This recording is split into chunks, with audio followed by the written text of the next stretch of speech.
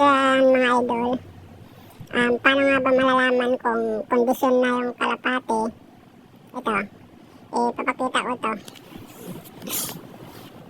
Nalito siya. Ayan.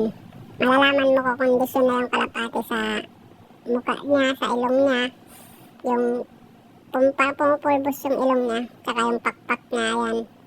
Yung mga parang nagpupulbos. Pati yung sa, tawag na to? Sa katawan niya din, nagpupulbos. Tapos yung mata niya, kondisyon. Yung nagkukulay talaga yung mata niya. Kahit kung sa niya yan, pakita ko nga. Maglalagay ko dito ng ilalagay ko dito yung jacket. Yung kulay itim na jacket, ayan. Pero hindi to kupas na jacket, para makita niyo talaga. Yan, clear yan na bago pa yan na itim. Tapos smooth yung tela niyan. Ayan, nakikita nyo dyan kung nagpupulbos na. Ayan, buong katawan yan. Nagpupulbos. Ayan, kondisyon na kondisyon yan. Kaso hindi ko to flyer. Ayan, breeder ko to.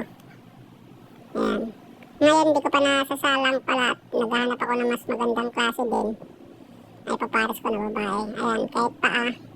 Ayan, parang namumuti-puti din. Marami yung mga muti-puti.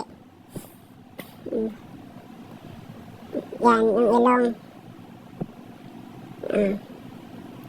Malinis, kondisyon sa kondisyon. Kasi minsan dumidikit din yung pulbo sa kamay Pero sa akin, hindi gaano halata.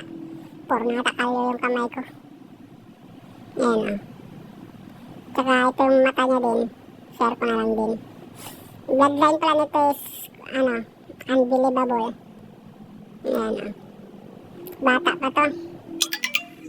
Meron siyang mga anak nito kaso pinasater ko lang para hindi siya malaspag mga itlog niya.